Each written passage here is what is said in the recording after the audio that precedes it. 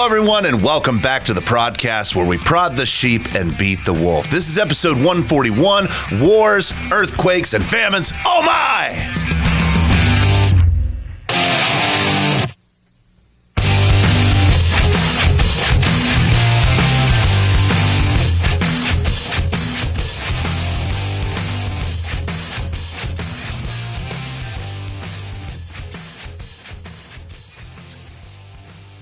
Well, hello, everyone, and welcome back to the PRODCAST, where we are now in our fifth episode of this Revelation series, where we've been going back into the Olivet discourse of Matthew 24 as a kind of a prequel to show how it is saying the same things that Revelation is, but in a much more straightforward way, so that we can understand Matthew 24, we can understand Revelation. And when we do that, we will realize that these things are not talking about things in the distant future or things that happen in our time period. They concern things like the World Economic Forum and computer chips that go in your wrist and all of that craziness. No, these things are messages from God to his first century people that the end of the Jewish age had come and the dawning of the Christian age, the kingdom of Christ, had come, and that kingdom, as we talked about last week, will continue until every tribe, every tongue, every nation has come in, and then we will see Jesus return to receive his bride. Now, with that, we're going to move on to our next episode, but before that, I want to remind you that our channel has launched our memberships, and you can support us by signing up. All of the revenue that we raise in this show is going to go right back into the show to help us make it better, to help us make it bigger, to help us get the word out to more people, because honestly, I started this show because I'm tired of seeing Christians being discouraged and defeated and depressed and dejected and every other D word you want to talk about. I'm tired of seeing the church struggle, believing that we're constantly ready to fall off the cliff into some cataclysmic eschatological doom. I want to see the church pumped up, excited, ready to live out their faith, ready to build, ready to pick up the hammer and the nail and to build in our generation.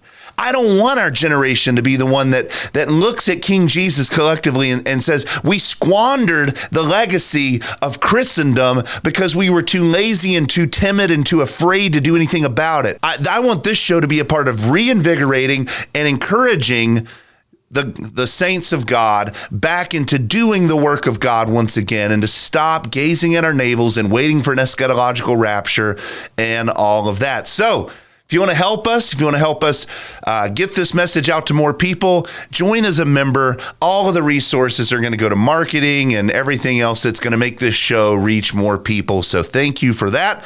And with that, let us continue where we left off last week, which is the disciples who've just recently walked out of Jerusalem, and their minds are now spinning with everything Jesus has told them.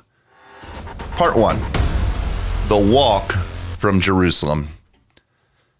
As Jesus and his disciples left the Temple Mount Tuesday afternoon, memories of what just occurred 20 minutes later were spiraling and ricocheting in their minds. Early that morning, Jesus had cursed the fig tree as a dramatic, parabolic display of what was soon going to happen to Jerusalem. Jesus wasn't hangry. He wasn't upset that he couldn't have his figgy pudding that morning because the fig tree wasn't bearing any fruit. No, he was using this as a lived out parable of the destruction of Jerusalem.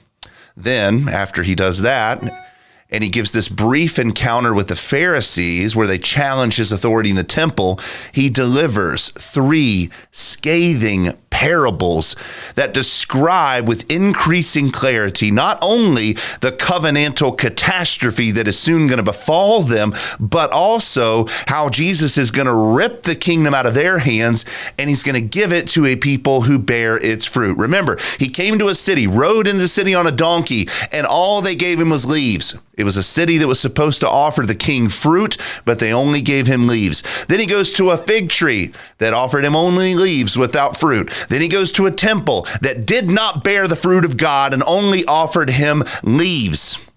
And then Jesus says that the kingdom of God is going to be taken away from you, Jerusalem and the Jews, and it's going to be given to a people who are going to bear its fruit. Because they didn't give him fruit, he's going to give it to a people who would bear his fruit forever.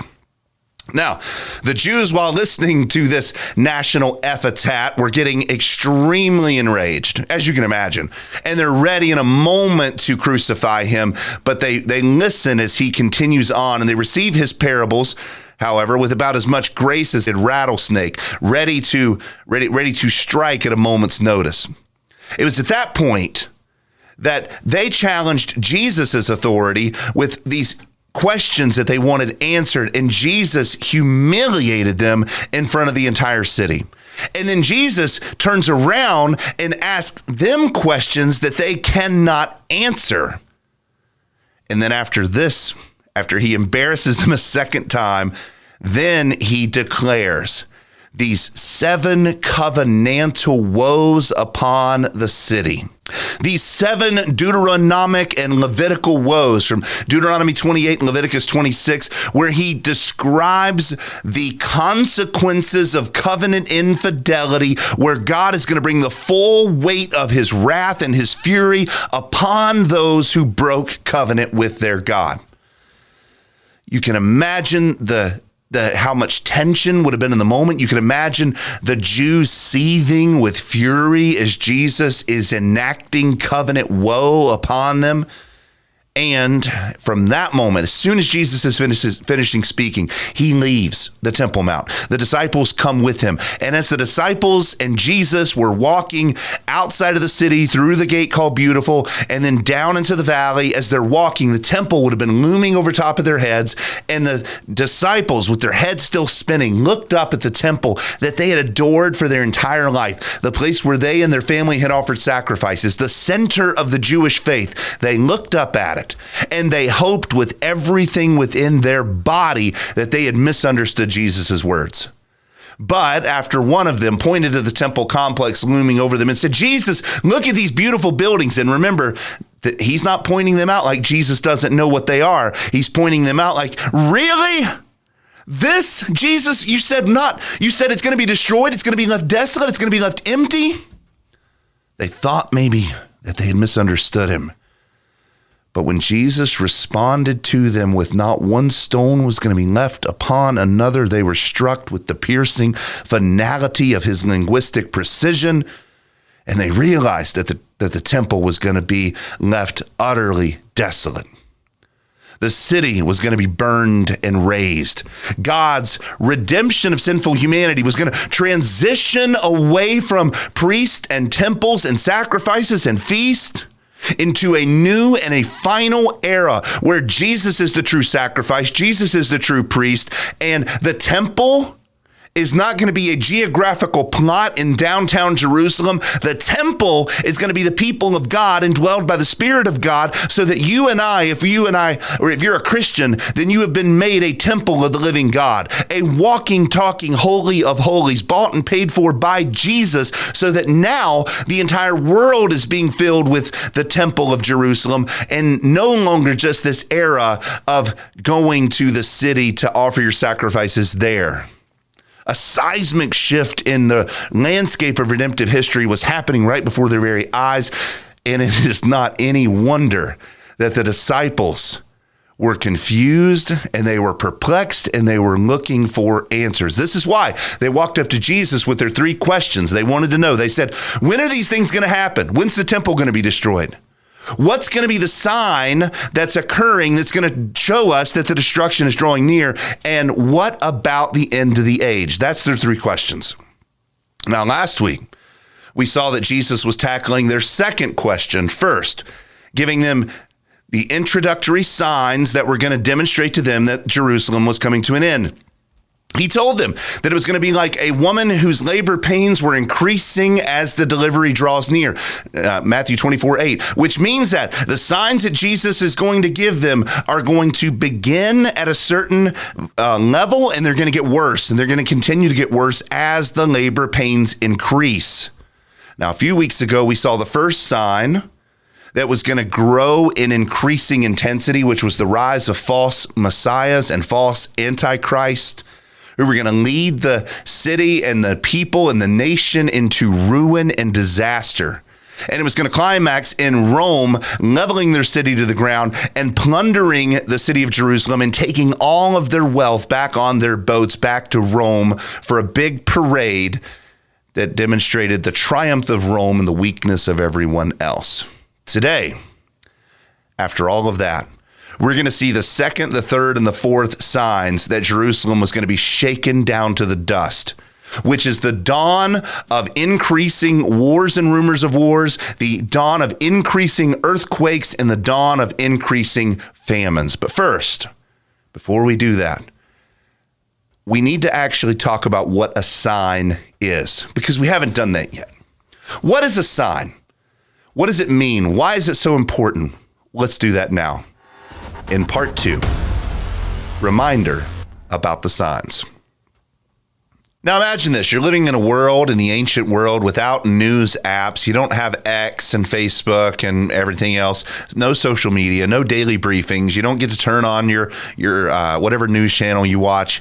When big events happen, there was no instant notification, no pinging on your phone. Instead, you got to look around, watch the skies, and watch the earth around you to see if the events unfolding in your world could help you understand if something bigger and more dramatic was at play.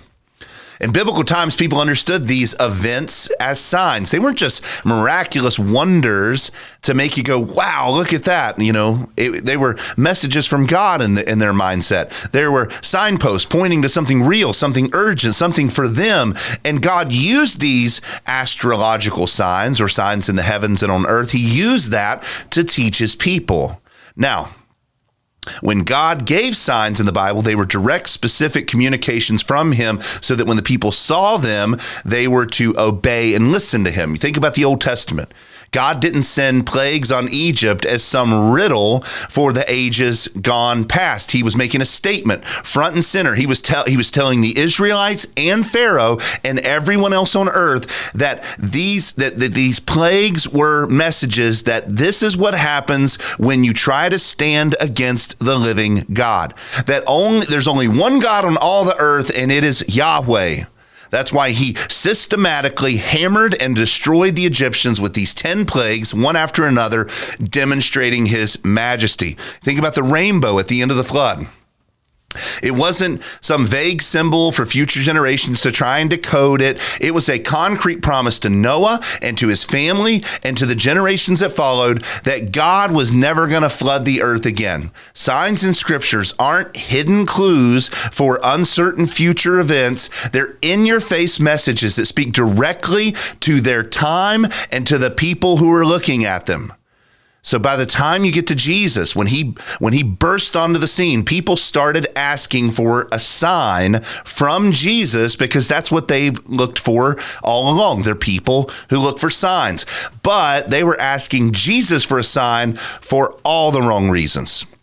The religious leaders didn't really want to see if Jesus was the Messiah or not. They hated Jesus, and they were trying to trap him and to force him to prove himself on demand. Why? So that they could catch him in something to kill him. And Jesus doesn't play along with this at all. He gives them the sign of Jonah, which is the sign that Jonah went down into the belly of whale, and 3 days later he was spit back up onto the land. So they give him he gives them the sign of Jonah, telling them that he is going to die and that he is going to resurrect because he has a message to declare to all of the Gentiles in the world, like Nineveh, who were going to be resurrected in him, who were going to be saved in him, whose the gospel was going to bring to life because of him. So he gives them the sign of Jonah, showing them that his death and his resurrection was going to be the judgment that God pours out on them.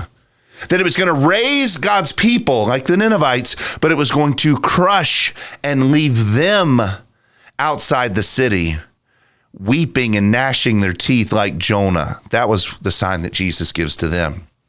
Now, it's here where it gets really interesting, because while Jesus didn't entertain the Jews by giving them all the signs that they were demanding him, he did give signs to his disciples.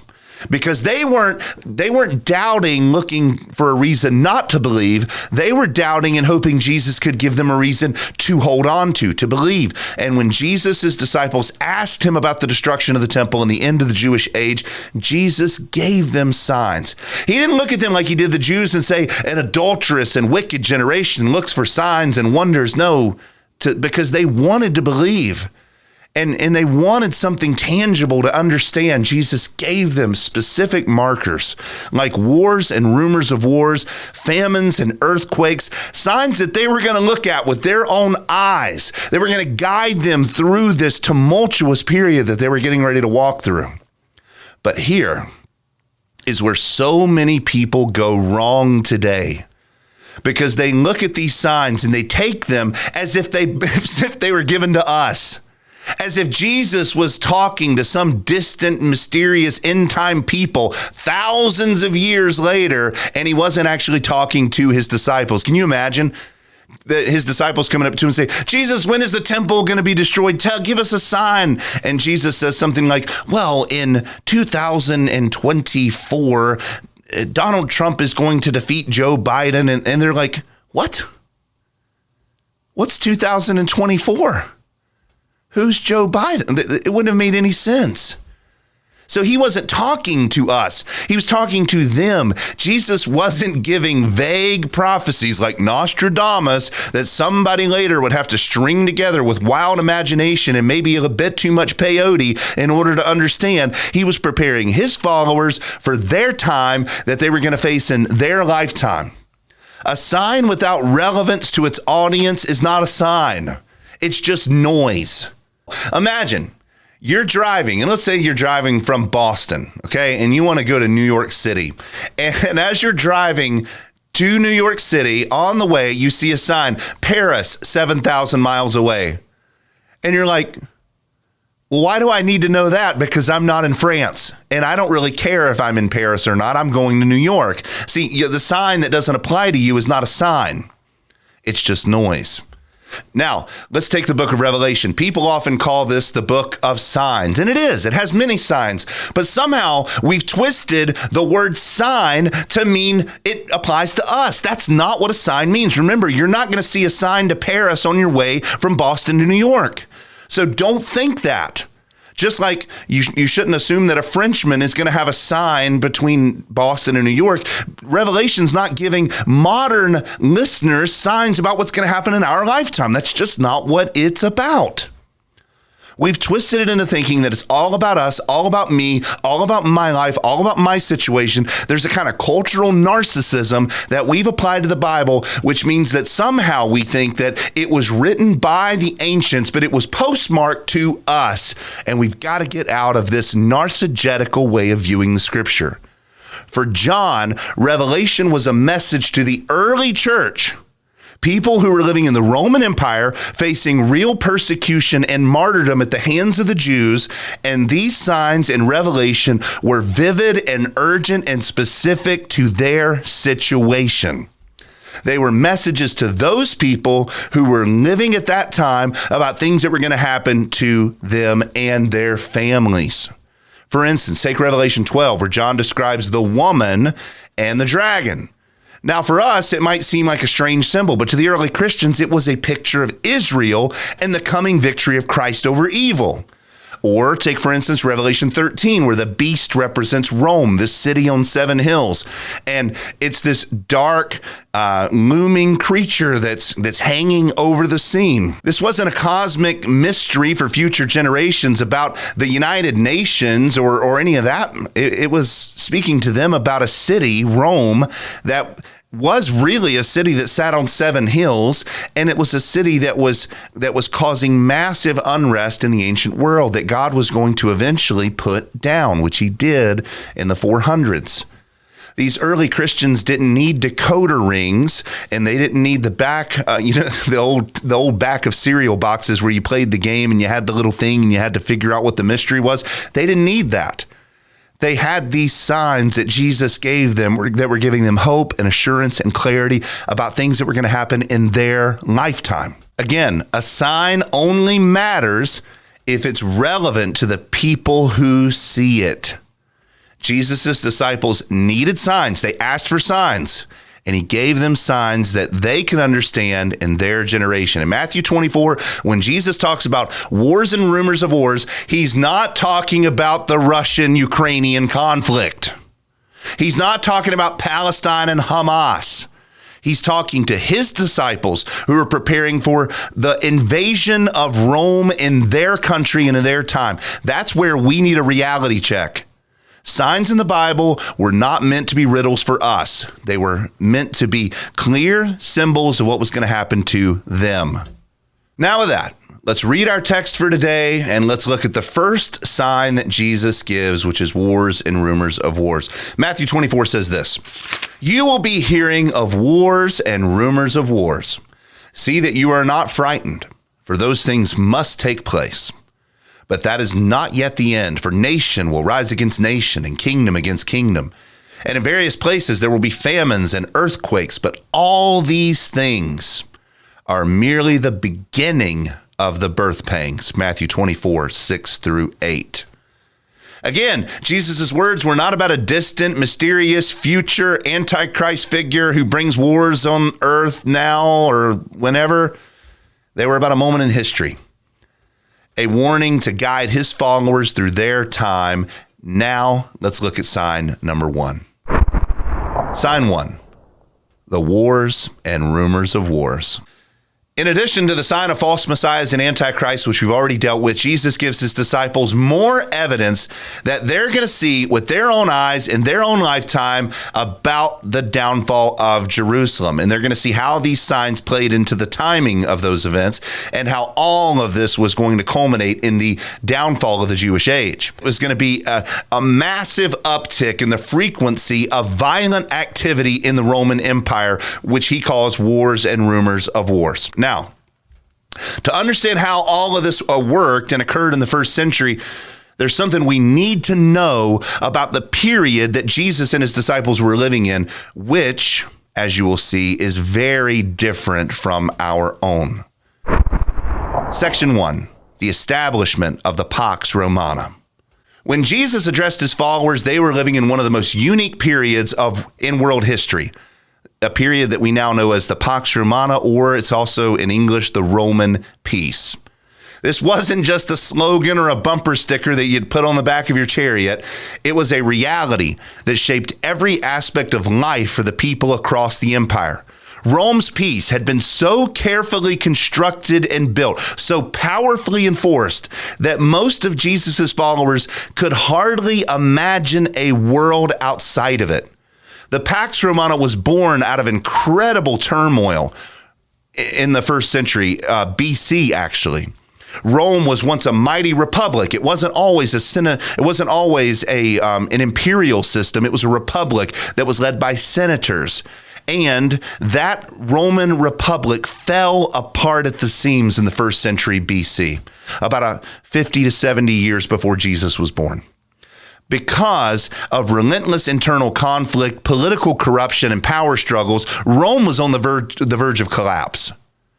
And then there came a turning point when a man named Julius Caesar rose up to power and crowned himself as dictator for life. So he usurped the senatorial system, crowned himself as dictator for life, disrupted the balance of power that was in the Roman Republic, and consolidated authority underneath himself, which ended nearly 500 years of senatorial rule in Rome.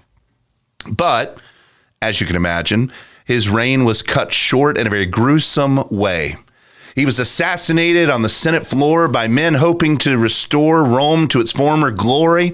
If you remember in Shakespeare, the famous line, "Et tu, Brute." But instead of restoring peace, the death of Julius Caesar actually triggered a brutal power struggle. For over a decade, the Roman world descended into civil war and chaos. Bloodshed swept across the regions as generals and political leaders were jockeying for control and power. There was all sorts of threats, and we could go into this a lot. There was all sorts of uprisings and jostling. But Julius Caesar's adopted son, Octavian, whom we know in history as Augustus, eventually rose to power in 31 BC.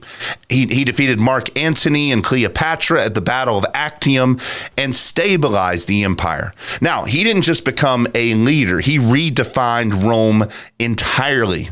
He ushered in a brand new era, one that saw Rome transformed from a republic into a vast empire, with himself as its first true emperor and beginning what we know as the Judeo-Claudian dynasty.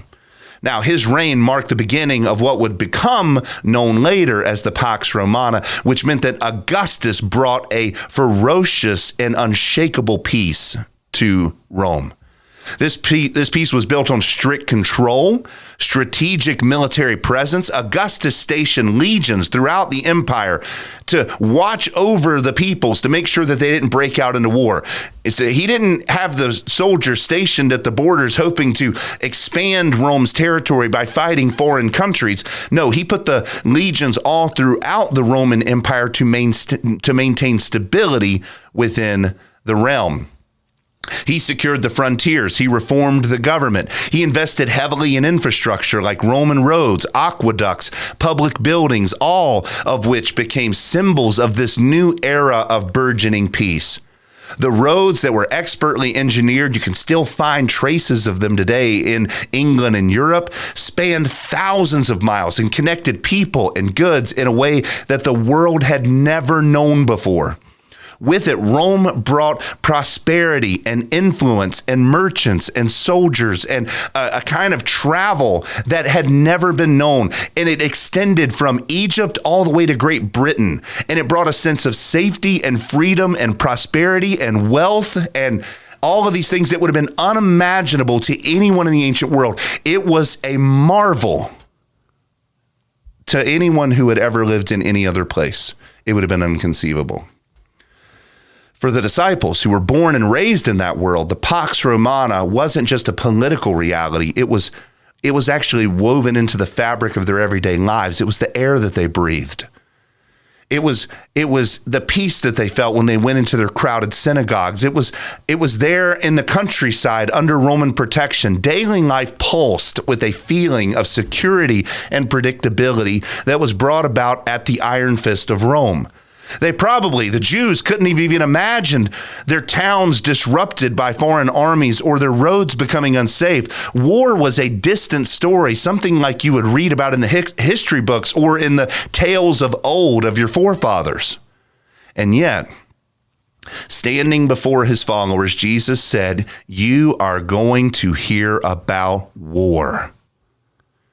To us, that's not going to hit very hard, because we hear about war all the time. But to those men, the one standing right in front of him, that would have been shocking and even disturbing to think that the peace and the stability that they were all taking for granted was soon going to be shaken. That would have been difficult and almost impossible, maybe even for them to have fathomed. The Pax Romana was as solid and reliable to them as the seasons. How could it possibly fall apart, especially in the time frame that Jesus is giving? Picture one of Jesus' disciples sitting in a crowded marketplace in Galilee. All of a sudden, he sees merchants selling goods from as far as North Africa and Asia Minor, Roman soldiers standing guard, maintaining the peace. Nearby, you see a group of children playing by the roadside, laughing and carefree, while travelers and traders from distant lands pass by on the famous Roman roads, completely confident in Rome's power to protect them. And then suddenly, this disciple hears about an uprising, a rebellion within the empire, something that would have been unthinkable in his lifetime. He hears rumors about now. And it wasn't just a vague warning. It was reality crashing in, like the start of a storm breaking over the calm Galilean Sea. Jesus' words, once a cryptic message to the disciples, are beginning to make sense as time goes on. After his resurrection and ascension, as you get down the road, it was beginning to make more and more sense as wars were starting to break out. The peace of Rome was not as invincible as it once seemed. For instance, we're going to go into more of this in a little bit later, but just for instance, in 66 AD, A Jewish revolt broke out against the Roman occupation, against the guards that Augustus had staged all throughout the land of Judea. A Jewish insurrection broke out, and Judea became a battleground, such that by 70 AD, the very city Jerusalem, the heart of the Jewish world, was now destroyed. To these early Christians, this wasn't ancient history. It was happening right in front of them. They were seeing Jesus' prophecy. And you imagine, Jesus told this to 12 men, but these 12 men told it to their families. They told it to their friends. They told it to any Christian that they met. This was a part of their sermons on Sunday morning. Hey, everybody, remember, Jesus said within 40 years that the city of Jerusalem is going to fall. Be on the lookout. If you hear anything about wars and rumors of wars, come back and tell us next week so that we can be prepared. This would have been what they talked about at their dinner table. It would have been what they talked about, like I said, in Sunday morning. It would have been what they wrote letters to each other about. Have you heard about the wars yet? Have you heard about the rumors of wars? They were feeling the coming terror that crouching upon them, and they would have been talking about it all the time because they were watching their world and waiting for signs that it was fracturing because they believed in the words of Jesus. And here's where Jesus' words become even more powerful. His prophecy wasn't just a prediction of war. It was an invitation for his disciples and for us to see beyond the temporary peace that human empires can achieve. The Roman peace, though remarkable and unrivaled in any era of human history before or after, it was still a human peace. It was impressive, but it was ultimately fragile because it was made of human might and human warmongering and all of that. Rome's stability depended on soldiers and roads and decrees and weapons. Jesus knew that that kind of peace wasn't going to last. You remember in Isaiah, it says that the extent of his government and the increase of his peace will know no end. What an incredible thing that Jesus was born into the era of Roman peace, and yet Isaiah says that the increase of his peace would know no end. Because why? God knows that Rome's peace would know an end. Jesus' warning to his disciples was a call for them to place their hope in something far more than political human power. He was calling them and us to look beyond the kingdoms and the presidents and the parties that can be shaken to a kingdom that can't be shaken. While the Pax Romana would one day fall, the kingdom of God, the kingdom of Christ, the kingdom that he proclaimed is unbreakable. It's built on the eternal promises of God, and it cannot be shaken. So what's that mean for us? Like Jesus' disciples, we can be tempted to find our identity and our security in what's going on in our world today, whether that's political stability, economic prosperity, technological progress, or the like. Today is just a few days after the election, and it's really easy for conservatives right now to be chest bumping and gloating, and really easy for the liberals to be on TikTok screaming their guts out like lunatics because Orange Man Bad got elected to a second term. Jesus is inviting us to lift our gaze above human political movements to place our hope in something that is better, deeper, stronger, and unbreakable. Into a kingdom that doesn't depend on earthly power, one that offers peace that no empire, government, or ruler can ever take. And as history has shown, even the mightiest empires crumble. But the kingdom of God, established by Christ, has lasted and will continue to last forever. And the peace that Jesus is bringing will continue to spread until there is no more war. Now that we summarized this wars and rumors of war period that Jesus described, now I want to dive into a little bit more of the details, and I want to look at how this peace of Rome eroded. I want to see how it fell apart, and I want to see exactly what Jesus was predicting, because we've talked about it generally. Now I want to talk about it specifically. So section 2, the war Jesus predicted.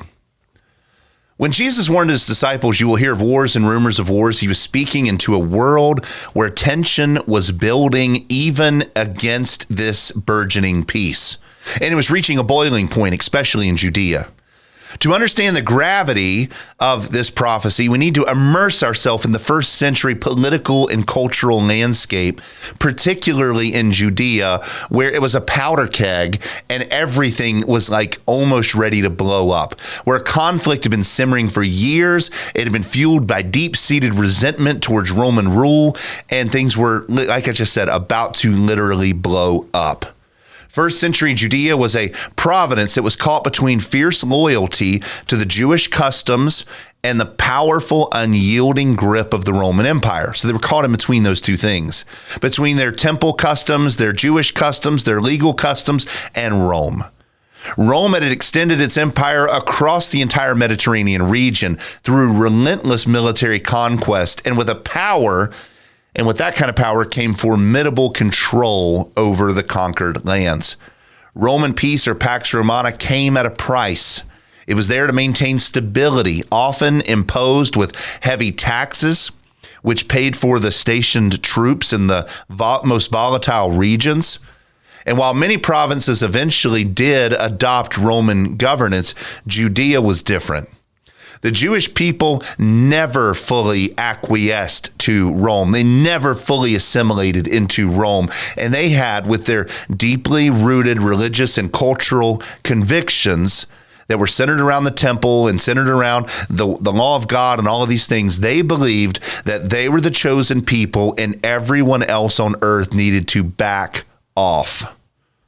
They believed that they were bound into a covenant with God that set them apart from all the other nations. That's why the Jews became so racist in the first century, to where they hated Gentiles, hated Samaritans, and hated anybody who was not them, because they believed that God had this special covenant with them, and they were special, and they were the best, and they were the greatest, and they were going to rise up in power over everyone. The Jews went to sleep at night dreaming of revolt, dreaming of overthrowing Rome, and dreaming of subjugating Rome under the Jewish kingdom. That was what they were thinking about, dreaming about, salivating about, like it were a steak on their plate. For the Jews, Roman rule was more than just a political inconvenience. It was an affront to their identity and their faith and everything. To them, bowing down to Rome was almost a betrayal to their covenant status with God.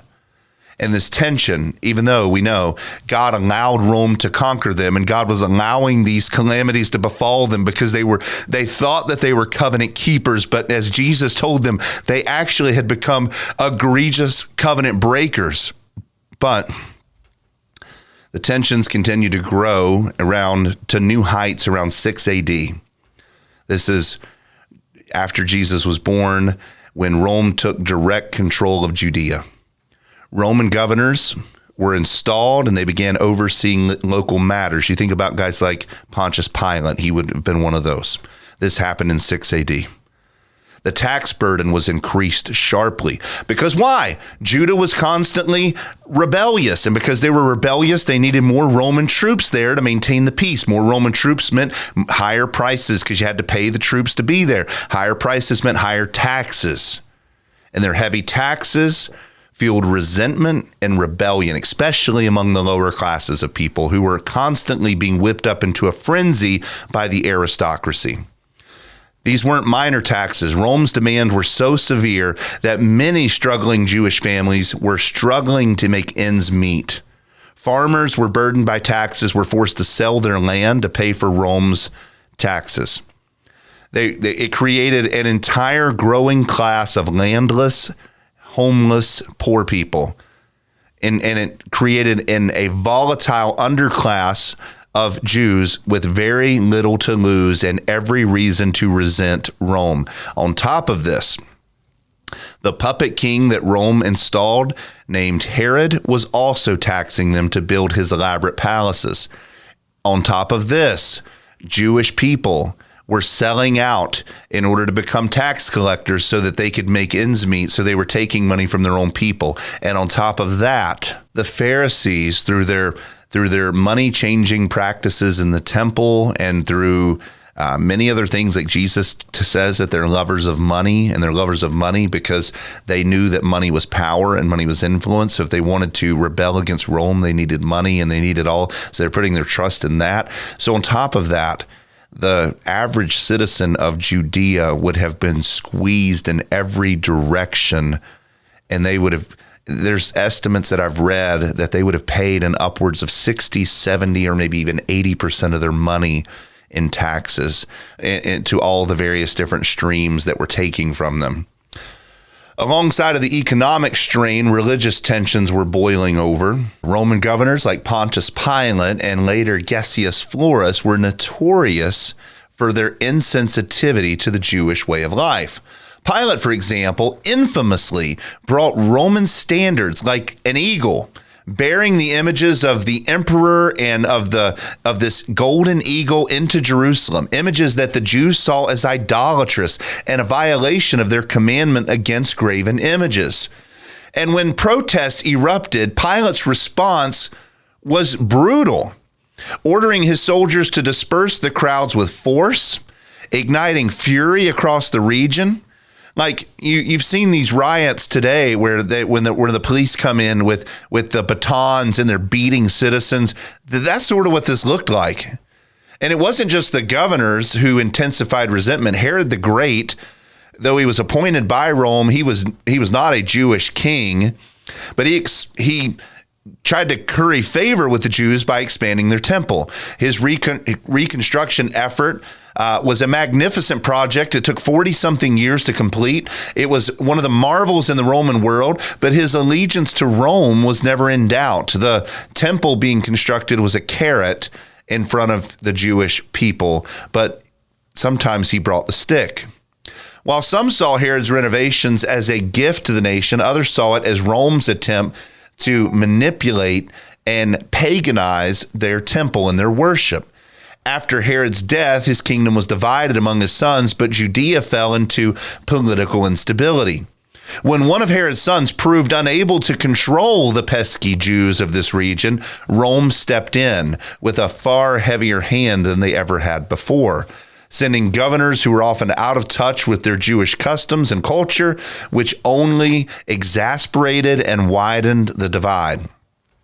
By the time Jesus began his ministry, multiple Jewish factions were vying for influence, each with a different approach to Rome's presence. You think about today, we have the Republicans and the Democrats. The Republicans are trying to win the country over by one way, and the Democrats are trying to win the country over by another way, and there's this ongoing tug of war. Well, there were four parties in early Judaism, especially during the time of Jesus, and they were all vying for ascendancy. There was the Pharisees, who emphasized strict observance to the law, hoping that God would bless them by sending the Messiah if they would just remain pure and obedient. This is the sect of Jews that was the closest aligned to Jesus, and even they were so far removed from what Jesus was saying. Then you had the Sadducees, who were the liberals of their day, who controlled the temple. They cooperated with Rome. They were in bed with Rome, trying to maintain their power, and they were trying to avoid conflict at all costs. They were basically compromisers. Then you had the Essenes, who were a separatist group, kind of like the Amish people today. They retreated from society, and they believed that the Messiah was only going to come if they could get away from the world and become pure. And once they did that, they believed that he would return and he would lead them into messianic joy. Then there was the Zealots. The Zealots was the most extreme faction. Maybe you would call them ancient Antifa. The Zealots were a group that believed liberation from Rome was not only desirable and possible, but it was divinely mandated. They were convinced that God would support any effort, any sinful, disgusting, murderous rampage in order to overthrow their oppressors. And they didn't hesitate to use violence every step of the way in order to make their political point. Now, this cauldron of political, economic, and religious cacophony, these four groups vying for ascendancy, was nearing a boiling point when you get into the 60s AD. This is 30 years after Jesus is risen from the dead. A series of events happened in the 60s that tipped the scales. Anti-Roman sentiment reached fever pitch under the rule of the Roman governor Gessius Florus, who we mentioned just a moment ago. He was known for his brutality and his corruption. Florus openly stole money from the temple treasury, which infuriated the Jews. It says, some sources say that he even stole 17 talents of silver, which is a massive sum of money, and it outraged the entire Jewish population. Protests were erupting around the streets of Jerusalem, but Florus responded with shocking cruelty.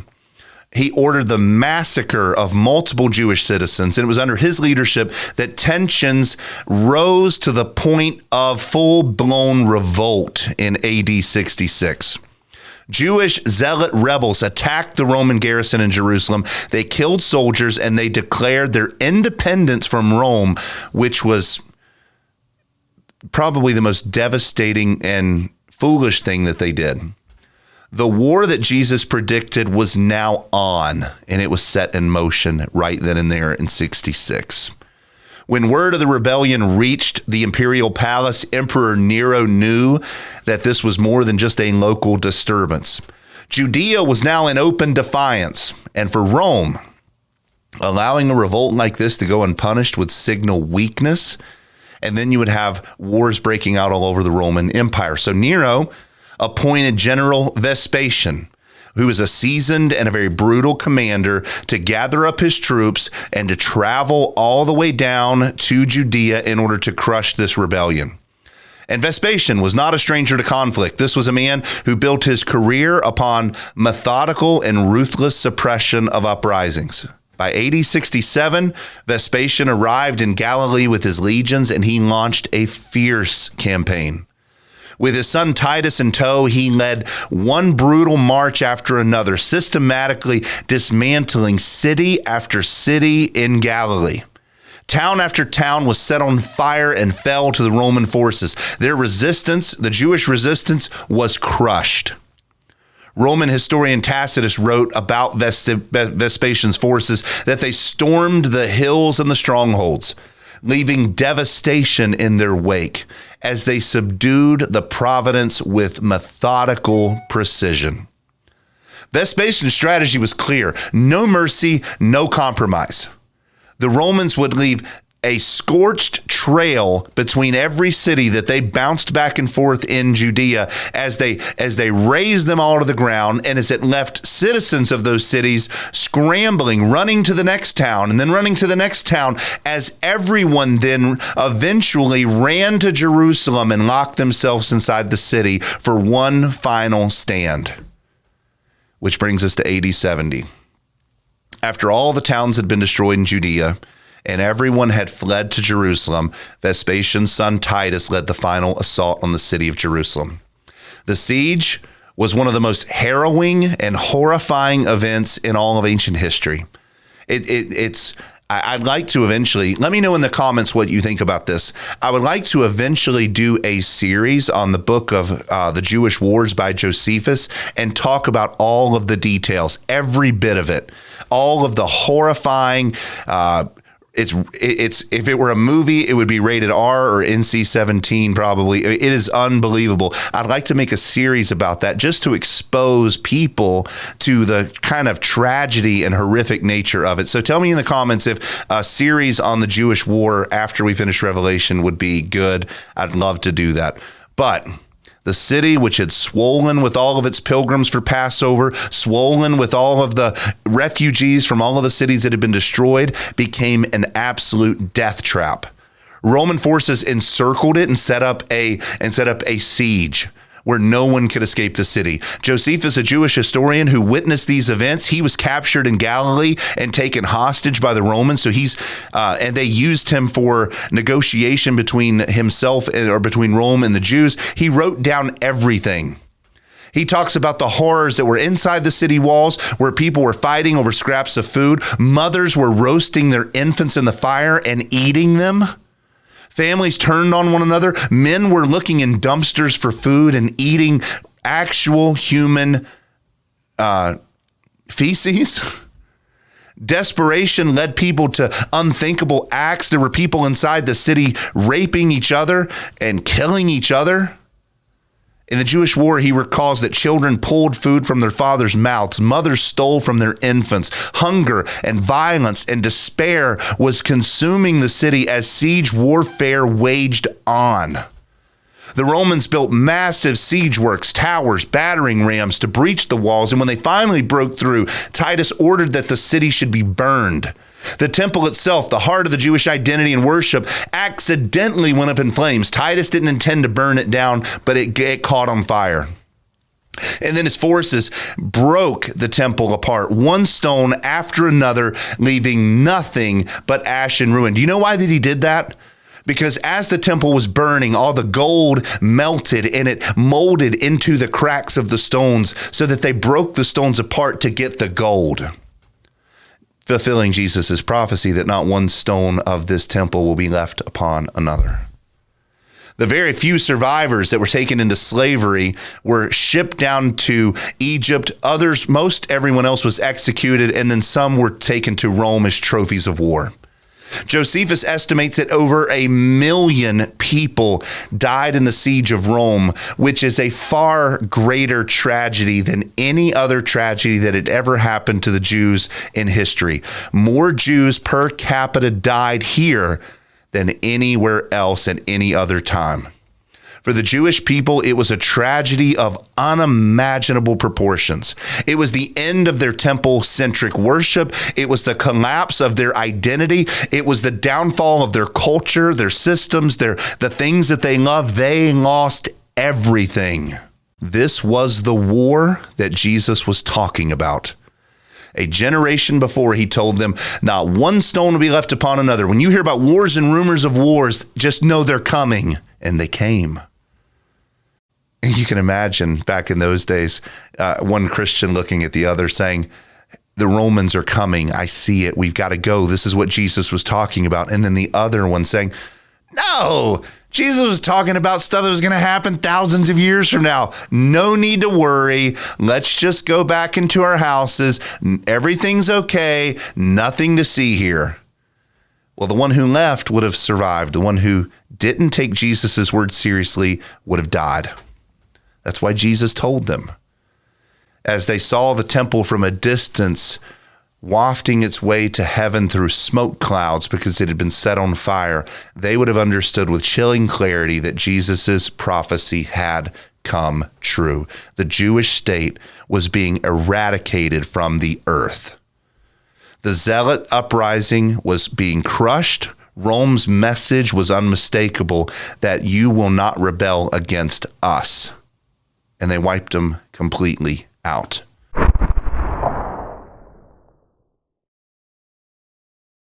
With the temple gone, the Jews had to transform their religion into a non-biblical religion. That's why I've said multiple times on this channel that there is no such thing as Judaism anymore.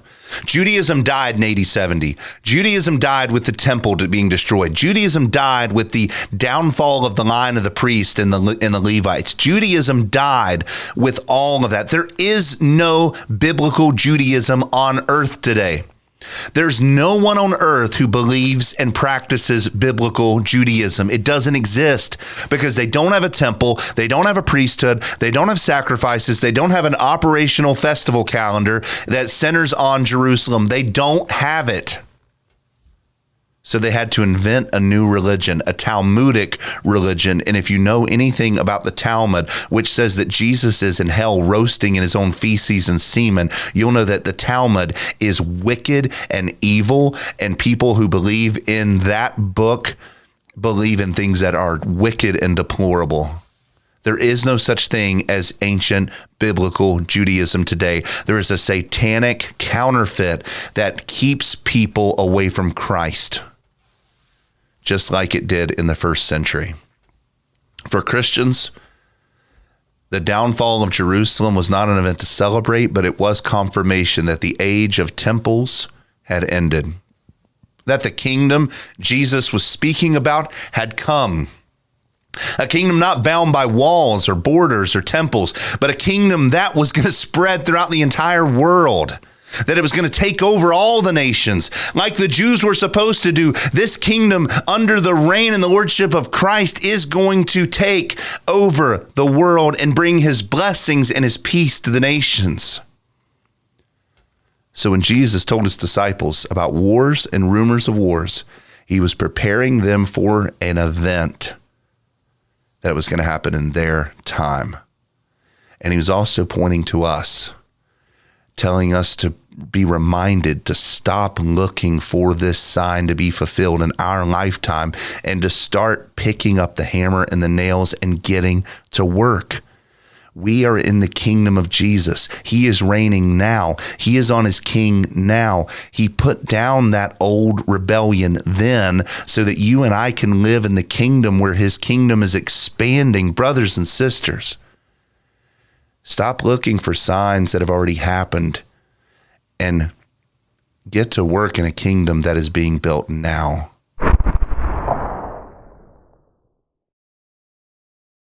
Now, before we continue on to our second sign, which is earthquakes, I do want to talk about one other aspect of this, because we've talked about what happened in Jerusalem and Judea, but Jesus prophesied that you'll hear of wars and rumors of wars. The wars were what the Jews saw, but they probably would have been hearing about things that were going on in the Roman Empire as well, because we talked about earlier that Vespasian was a Roman general who had seen war. Well, you can only see war if there's an outbreak of war in the era of peace. So there were rumors floating around that there was wars happening, and one in particular, which is the Civil War of Rome, would have been particularly interesting, and it gets picked up in the book of Revelation, so we need to talk about that before we continue.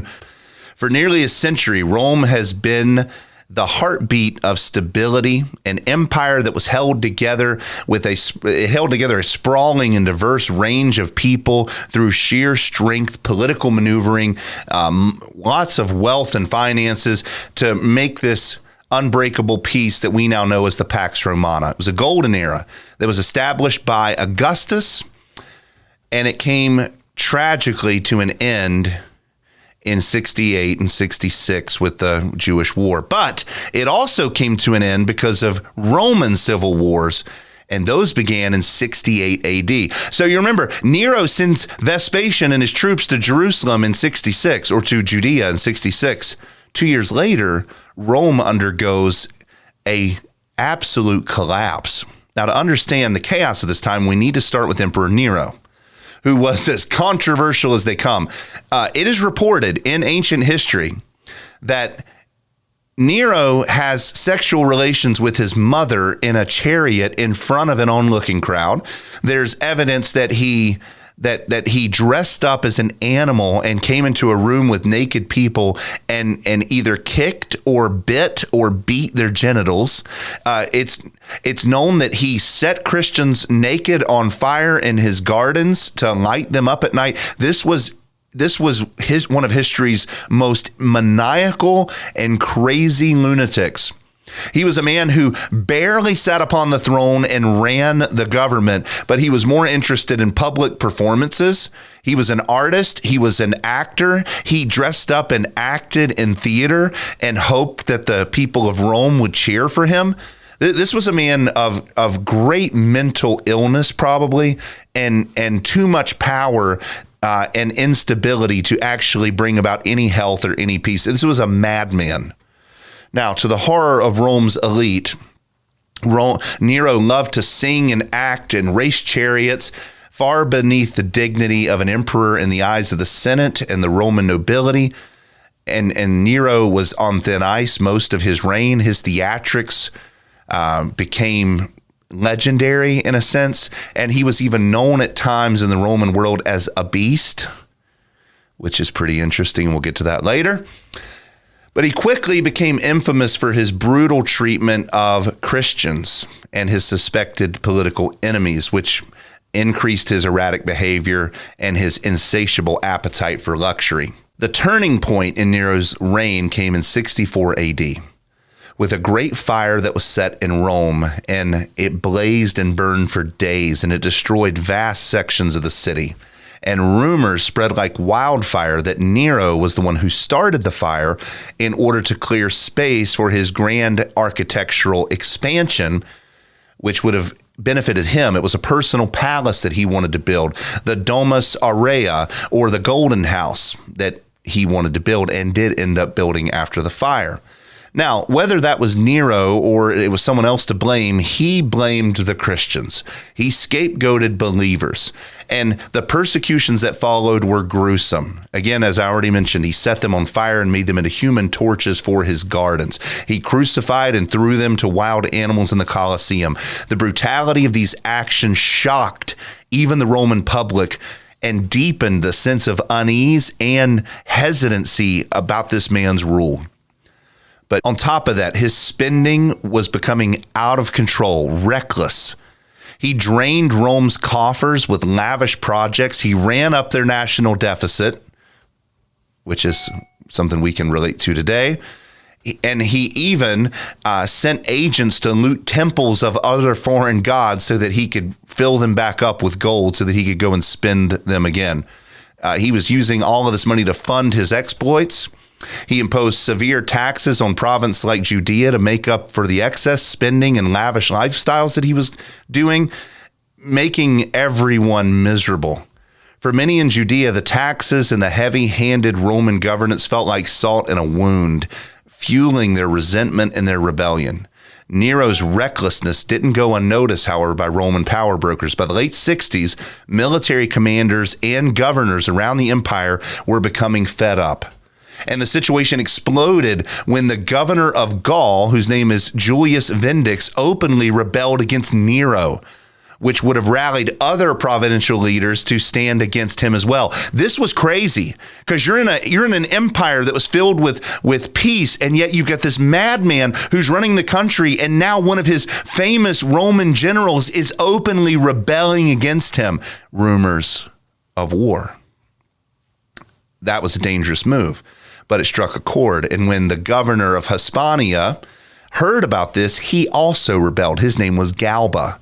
And Galba went even a step further and declared himself emperor while Nero was still on the throne. And the Senate actually approved of this and said, no, we're going to accept you as emperor, which meant Nero was now an enemy of the state. And he was facing betrayal on all sides. So what does he do? He flees Rome. There's this comet that's in the air, Halley's Comet. He interprets it as a sign of great doom, and he takes his own life. He kills himself, leaving the empire without a real official ruler and plunging Rome into chaos. Now, without an emperor, Rome descended into one of its most chaotic years, the year of the four emperors.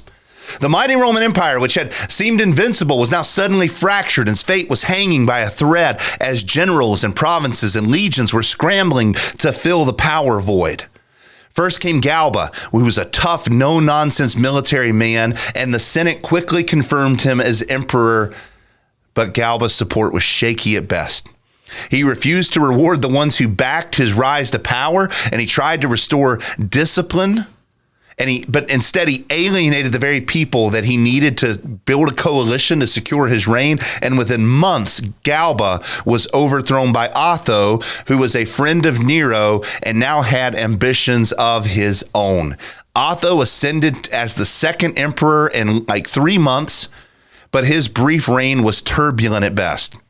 He was challenged by Vitellius, who was a powerful Roman general from Germany, who commanded fierce loyalty from his troops, and Vitellius declared himself emperor and then marched into Rome and clashed in a bloody clash against Otho and his forces, which Vitellius ended up winning.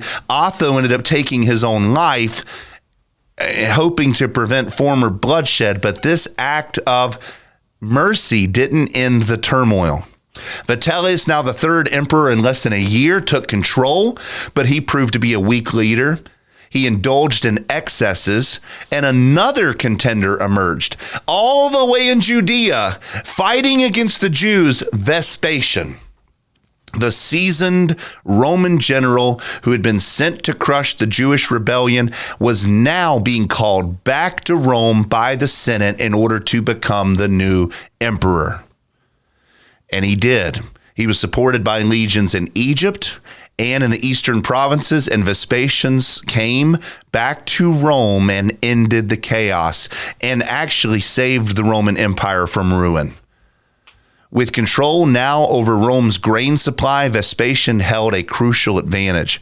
His supporters rallied behind him, and in a swift move, they marched on Rome, and Vitellius was captured and executed, finally ending the year of bloodshed, the year of 4 emperors. By December of AD 69, Vespasian was firmly seated as emperor, and the Flavian dynasty now began. But Rome was shaken, and it was scarred by months of civil war, and the people were left questioning the strength of their empire.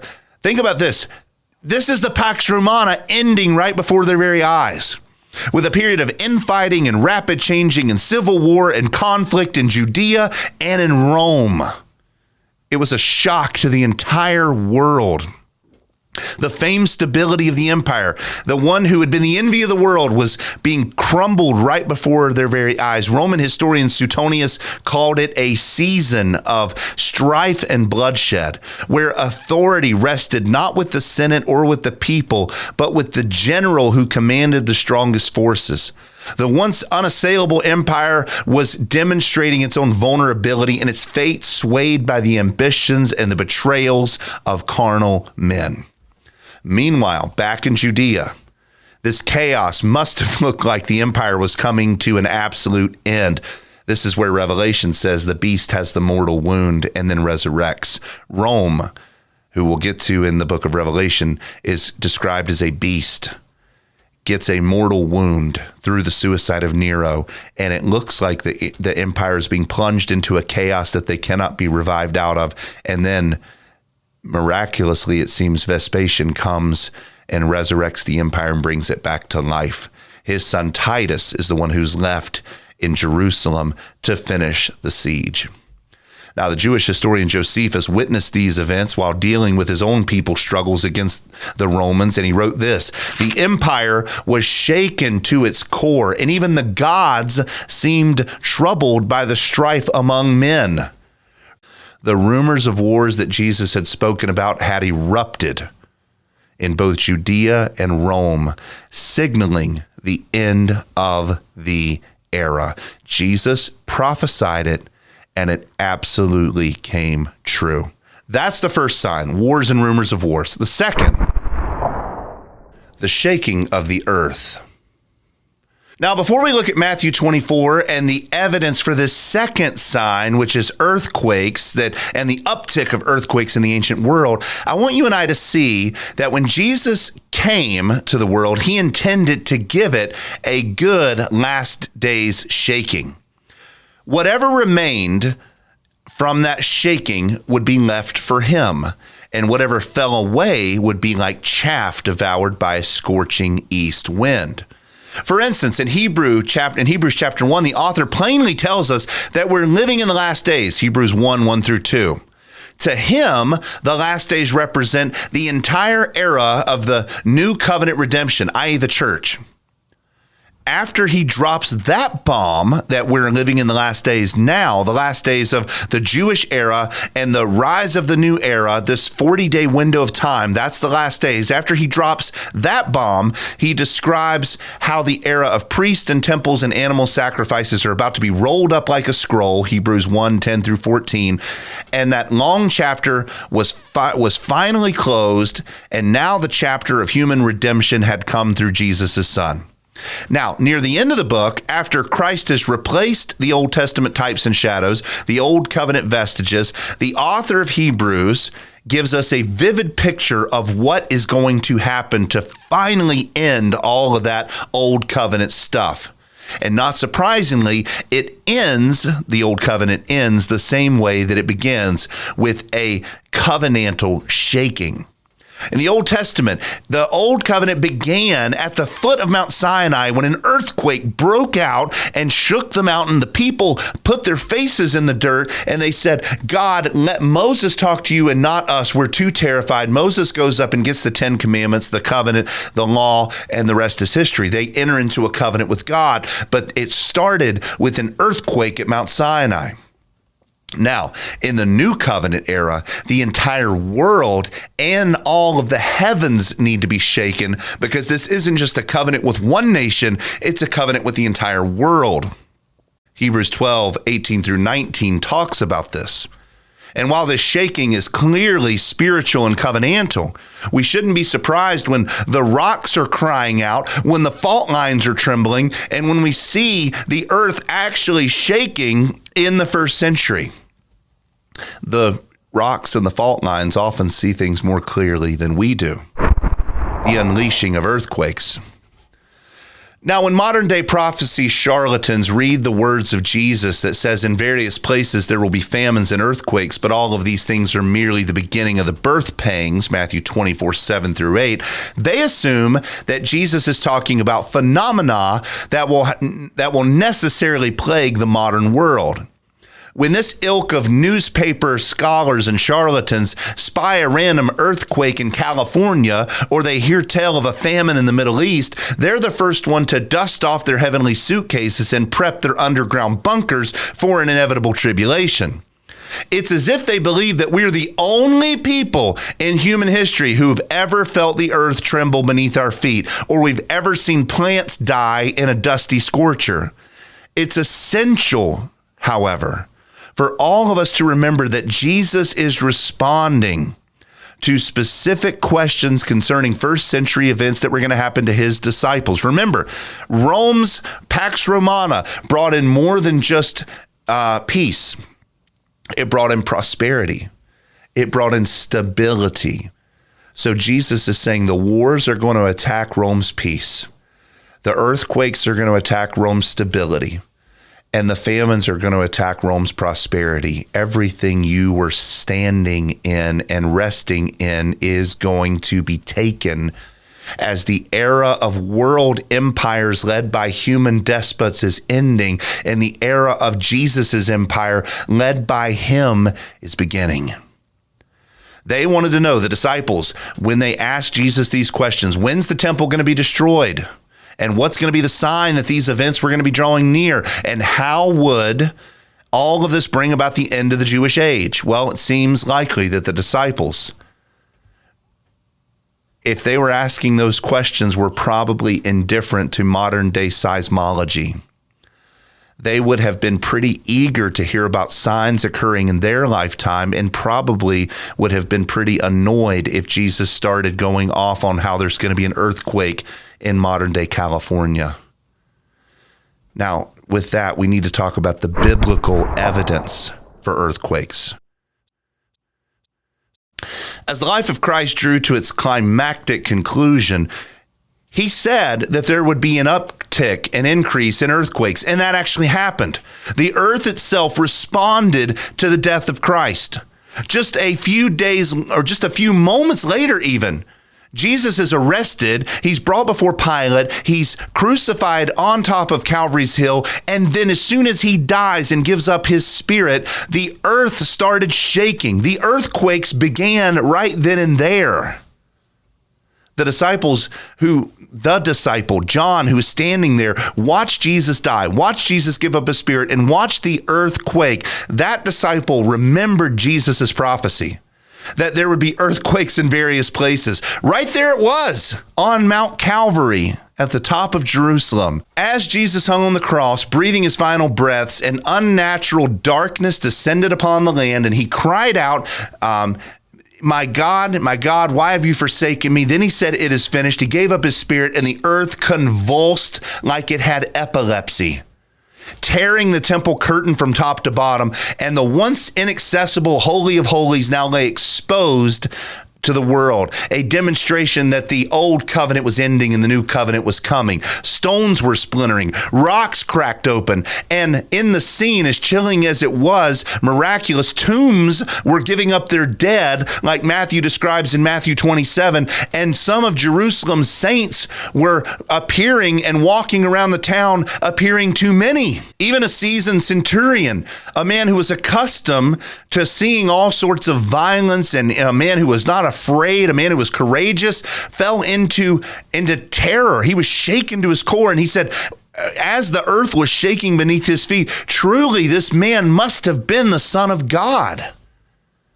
As he and the soldiers stood stunned in reverence, Jesus' prophecy was being fulfilled before their very eyes. 3 days later, a second earthquake rocked the landscape. As dawn broke and Jesus rose from the dead, Mary Magdalene and the other Mary made their way to Jesus' tomb, and their hearts were heavy with grief. They were ready to finish wrapping the body of Christ for burial, but as they arrived, the ground started trembling beneath them more fiercely than it even had before, and an angel descended and rolled the massive stone away from the tomb's entrance, and like lightning was his clothing as white as snow. The guards who were stationed by the temple, who were trained and who were fearless Roman soldiers, were overwhelmed by terror. They were overwhelmed. They collapsed. They were paralyzed in fear as the women stood there watching the earth breaking in front of them as Jesus rose from the dead. Matthew 28, 2-4. This earthquake was a declaration that death had been conquered, that the stone could not seal him out, and that the Son of God had come back just like he said. And the earthquake was absolutely a fulfillment of the prophecy of Christ. And more than just it being a sign of his resurrection, it was a sign of the downfall of Jerusalem, as he said in Matthew 24. This pattern of earth-shaking events continued, following Jesus' prophecy that such signs would accompany the end of the Jewish age. Some years later, in the city of Philippi, Paul and Silas were found in a dark, dank prison cell. After being beaten by a mob, and after all of that, they were inside the prison singing hymns. And as their voices were mingling together, and then at midnight, the ground underneath them began to shake. And that tremor was so intense that the prison walls actually broke down. Their chains snapped. The cell doors burst open, freeing every single prisoner inside that prison. And awakened by the earthquake, the jailer rushed in, thinking that the prisoners had escaped and he was going to have to kill himself because his Roman overlords were going to kill him. And overcome by all of that, he heard Paul and Silas cry out that we're still here. He went in front of them, and the moment was so big that he repented right then and there and believed in Jesus. And his whole household came to faith in Christ that very night. Acts 16, 25-34. That's a third earthquake that the New Testament has recorded in less than a few years. These quakes were not just natural phenomena, but they were evidence that Jesus' world-shaking prophecy was coming true. And even beyond the biblical records, historians of the day were recording unusual increases in seismic activity. Josephus, a Jewish historian, described frequent earthquakes that were happening in Judea, which many of the people took as ominous signs of destruction, as did the Roman historian Tacitus, who noted that earthquakes were unsettling the regions of the Roman Empire. These earthquakes were signaling a shifting reality in time and in their place, where the peace and stability of Rome was evaporating. As Jesus foretold, the signs were not abstract, they were not distant, they were present, they were felt, they were seen, and they were noticed by the disciples, and the New Testament records it. Now, I want to look at what secular historians said about this era, because I think that this era is filled with all sorts of signs of increased earthquake activity, and I want to look at that now in section 2. Section 2, the extra biblical evidence. In the decades between Jesus' crucifixion and the fall of Jerusalem, history also tells us of unprecedented increase in earthquake activity, seismic tremors so frequent and intense that they seem to cry out to the world with a kind of vivid and unavoidable warning that judgments were coming. For those living in Judea and across the Roman Empire, these tremors, these storms and disasters weren't just inconveniences. They felt like a message from God, warnings that something bigger was dawning. And as historical records show, the years between Jesus' crucifixion and the fall of Jerusalem were filled with frequent and intense earthquakes that are revealed to us in the pages of history by all sorts of different people. Remember, Jesus says in Matthew 24, there will be earthquakes in various places. Well, the New Testament, as we've already talked about, mentions 3 significant earthquakes in this period that were called great earthquakes. Well, across the empire, historians, philosophers, skeptics, unbelievers, people who hated Jesus, they're all saying the same thing. And they're treating all of these earthquakes as omens of something ominous that's looming upon the horizon. The extra biblical evidence that I'm going to show you reveals that these signs already happened, that they're not for us in our future, that they have already occurred. They're signs of impending judgment that shook the known world of the first century.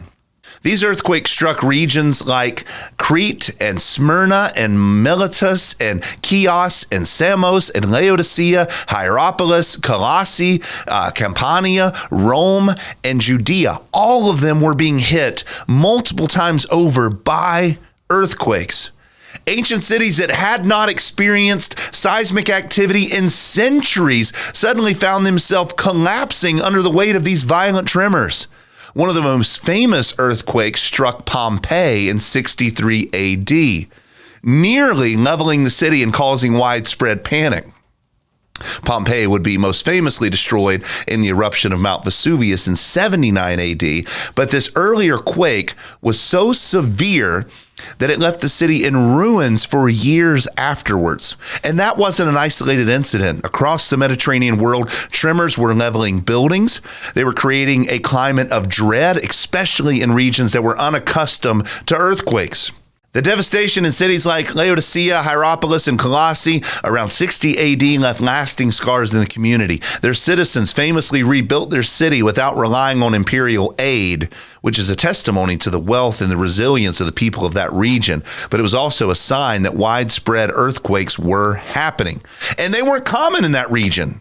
It had been decades, if not centuries, since the last earthquake had happened. But within a few decades of Jesus's prophecy, now they were being riddled with these sorts of shakings. Several prominent Roman writers of the time mention this increase in earthquakes, and they describe them in ways that show a mix of fear and foreboding and awe.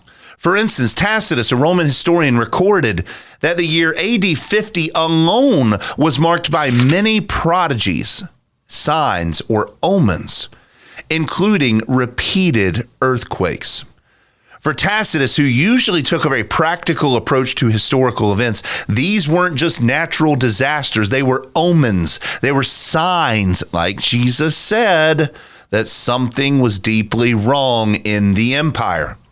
Pliny the Elder, in his Natural History, wrote that earthquakes became so frequent and common during this period, particularly in Asia Minor and around Italy. Pliny observed that tremors in cities like Laodicea and Hierapolis led many to believe that the quakes were divine messages from the gods warning of impending catastrophe. Suetonius, in his biography of the emperors, mentions earthquakes, fires, and other natural disasters as omens of doom, marking the reigns of figures like Nero and Galba and Vespasian. During Nero's reign, earthquakes struck Rome, which was an unusual event, and left the city and its people uneasy. Suetonius noted that these events contributed to the growing sense of dread surrounding Nero's increasingly unstable reign. The people of Rome were watching Nero crumble as they watched their city crumble, and they were tying the two events together. Seneca's apocalyptic writings in his book, he writes one of the most remarkable accounts as a Stoic philosopher and tutor of Nero, and he's known for his sort of emotional detachment from events, but he wrote about the earthquakes with a sense of dread that breaks from his usual restraint and makes him look like he's actually in panic. He laments the frequency and the severity of these quakes, saying, how often have cities in Asia and how often in Achaia been laid low by a single shock of earthquake? How many towns in Syria, how many in Macedonia have been swallowed up? How often has this kind of destruction laid Cyprus in ruins? How often has Pathos collapsed? Not infrequently are tidings brought to us of the utter destruction of entire cities. For a Stoic who's trained to avoid their emotional reaction, Seneca's language here is charged and almost apocalyptic.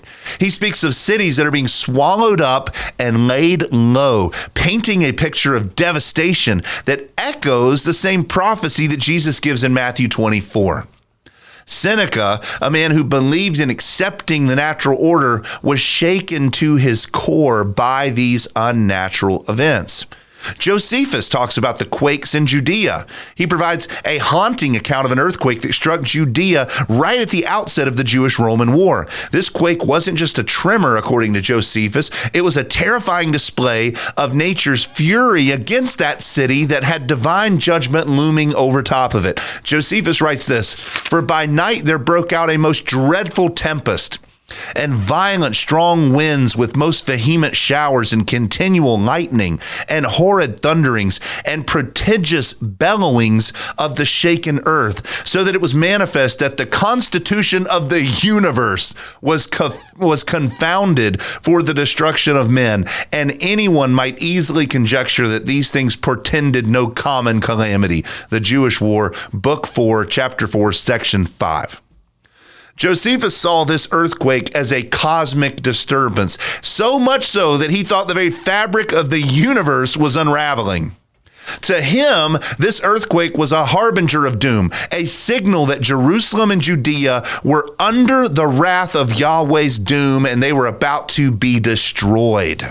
Now, these earthquakes weren't the only signs across the empire. People were recording other strange phenomenon that was happening. Comets in the sky, stars, unusual weather patterns. Josephus even describes a star that hung over the Jerusalem sky that was in the shape of a sword. He recorded a comet that blazed for a full year over the sky. These sorts of strange sights and signs in the heavens were freaking people out. The people of the first century who were steeped in an atmosphere of supernatural expectation were watching the heavens and wondering what on earth was about to happen. In Natural Questions, is a book written by Seneca, he even questions whether or not the earth itself was nearing its end, the collapse of the world, as if the planet was on the brink of some cosmic catastrophe. The Roman historian Cassius Dio records other prodigies and strange events in Rome, including a series of portents, such as judgments on the moral corruption of the empire. These strange occurrences added fuel to the fire, and they intensified the belief that the empire was under the judgment of Almighty God. Furthermore, reflecting on this period, biblical scholar Charles Eliot notes, perhaps no period in the world's history has ever been so marked by these convulsions as that intervenes between the crucifixion of Christ and the destruction of Jerusalem. The entire empire was being shaken. Earthquakes seemingly happening year after year after year, which was bringing this kind of doom and foreboding alarm to all the citizens of the Roman world. They believed that they were being shaken and that the judgment that was coming, and the Jews especially should have looked to the heavens and known. All the Roman citizens were seeing this as signs of judgment. The Jews were not. They were seeing these as some sort of signs of their success, or signs that they were on the right path, or signs that God was favoring them. Taken together, these seismic disturbances, these famines, these strange sightings in the sky, and the widespread social upheaval painted a picture that God had turned on Jerusalem. And Jesus' prophecy wasn't abstract, it was happening in real time. Both ancient writers and Christian, non-Christian and believer, were noting this abnormal frequency and intensity of earthquakes, and they interpreted them as warning. The earth was being shaken, it was crying out, and it was signaling the end of the Jewish era. The New Testament writers captured this truth well. The writer of Hebrews especially said, "Yet once more I will shake not only the earth, but also the heavens." And for 40 years, the ground beneath their feet was unstable. Kingdoms were crumbling all around them. The world seemed to be coming apart at the seams.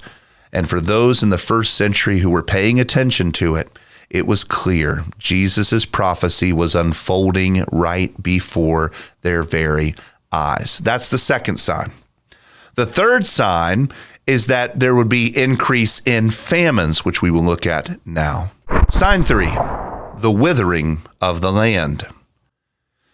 Just as the ground had shaken with warning beneath the Roman people's feet, now the land was going to withhold its abundance from them, and it was going to lead to widespread shortages that brought hunger and desperation on everyone.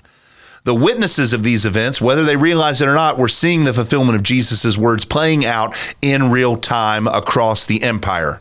And for a moment, I want us to look at both the biblical and the extra-biblical evidence that these things did occur in the first century. So with that, let us look at first the biblical evidence. The New Testament gives us a compelling instance of famine prophesied and fulfilled by Christ in the early church. The prophet Agabus, who was known for his prophetic gift in the early church before the gift of prophecy waned, he warned of an impending scarcity that was going to break out in the entire Roman world. It was going to be called a great famine. And Luke, the author of the book of Acts, meticulously records what Agabus says. Acts 18:28 says this: "One of them, named Agabus, stood up and began to indicate by the Spirit of God that there would certainly be a great famine all over the world. And this took place during the reign of Claudius."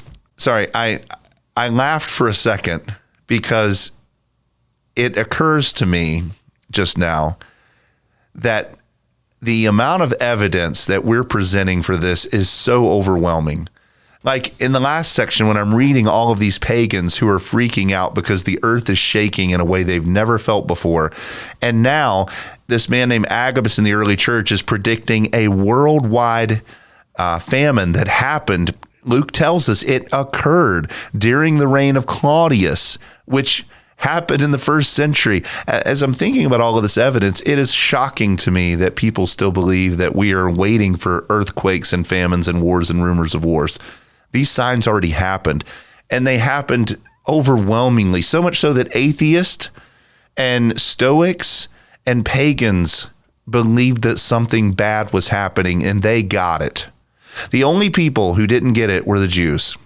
And because of that, they were fueled in a kind of madness that led them to their downfall. Now, Agabus's warning was given under the inspiration of the Holy Spirit, and it would soon be fulfilled, and it would impact the entire Roman world, or the world as Luke describes it in the original Greek term oikomene. Oikomene just means the Roman world.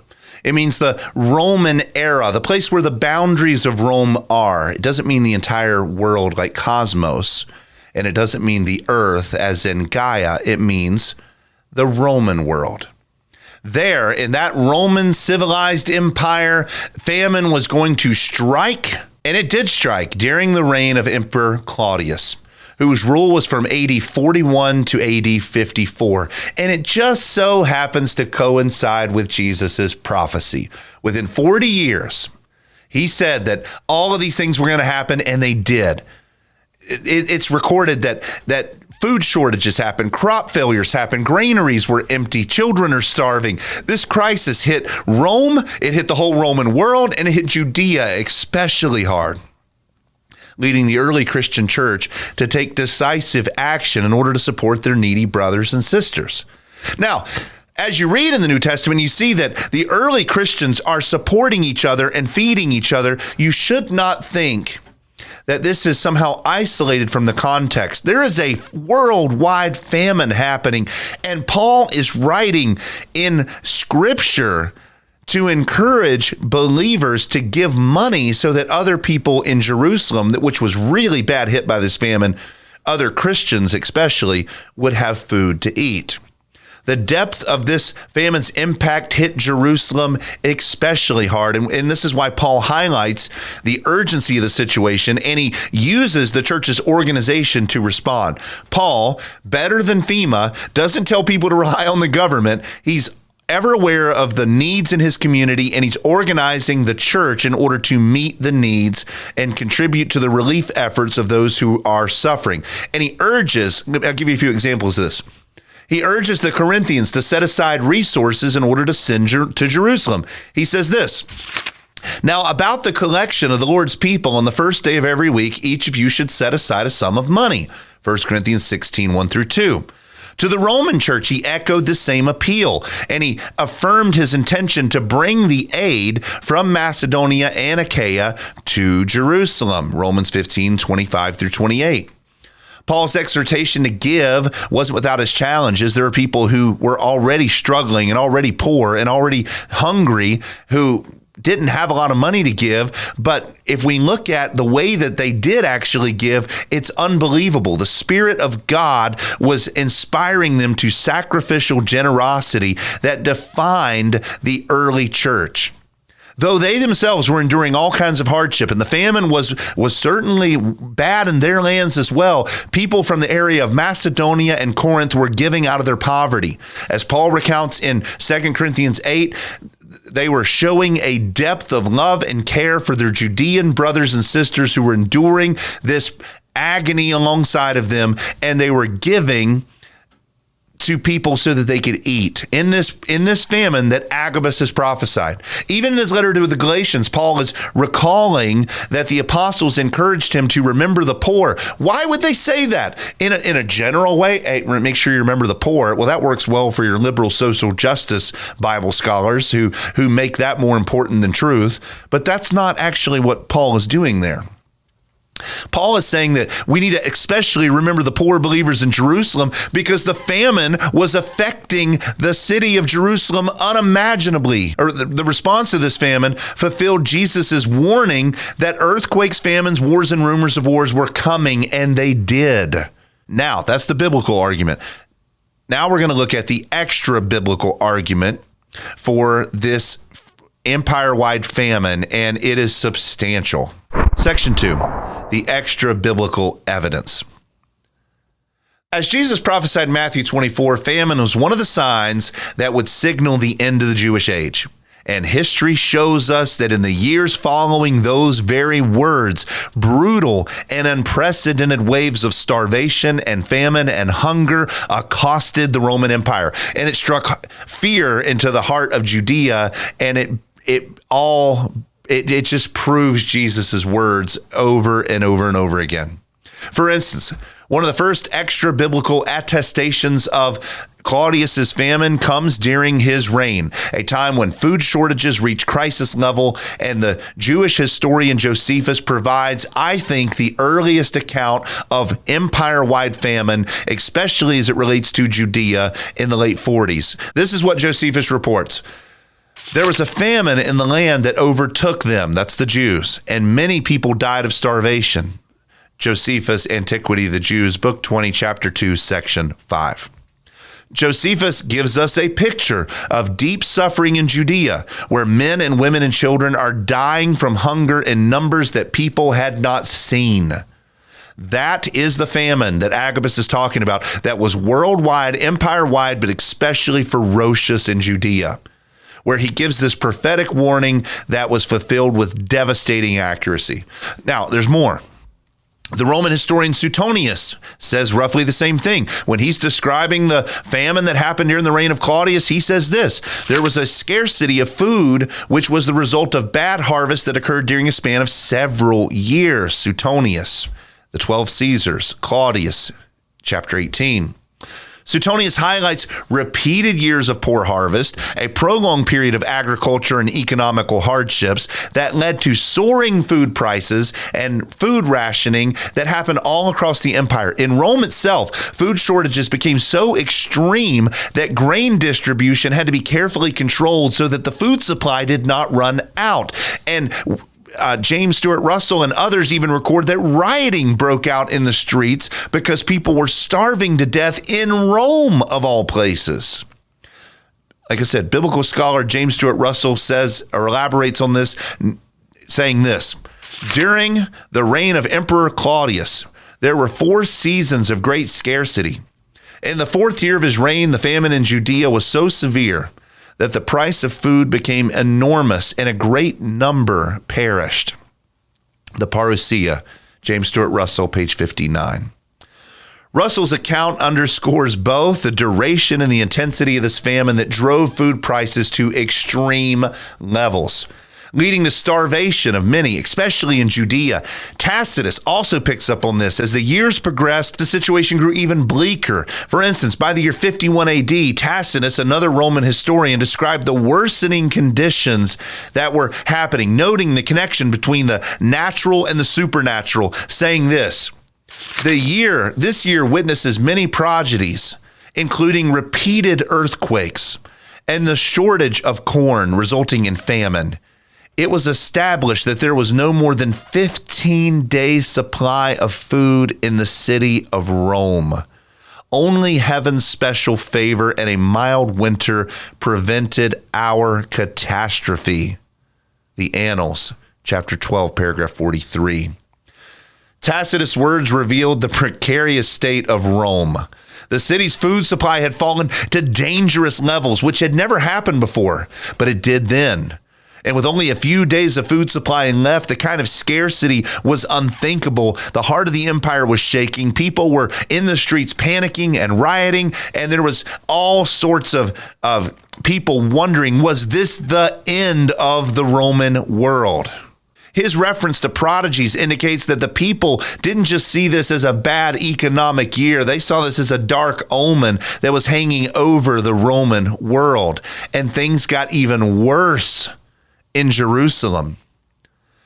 As if the famine on an empire-wide scale wasn't bad enough, the suffering was going to reach its tragic climax in the city of Jerusalem just before its collapse. You'll remember that Nero sent his armies to Judea in 66 AD, and Titus, after his father left to become emperor, is now surrounding the city in 68 AD. You need to know something about what a Roman siege is in order to understand how bad things got. A Roman siege is when you surround the city and you block people from going out and coming in, which means that they can't go out into the fields to get more grain. They can't go out and get more animals. They can't go out and get food. It would be like armed soldiers standing outside of your home with AK-47s waiting for your food supply in your house to deplete until you starve to death. And if you go out, they shoot you. So you have to choose which kind of death that you want. Are you going to be shot by soldiers as you try to flee your home?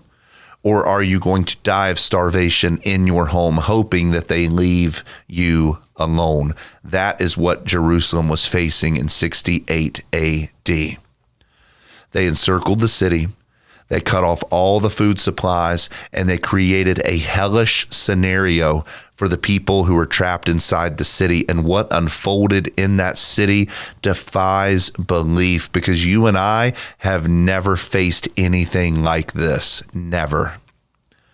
Josephus tells us one of the most chilling accounts of the famine's effect in the city, because the city actually had fallen into madness. Think about this.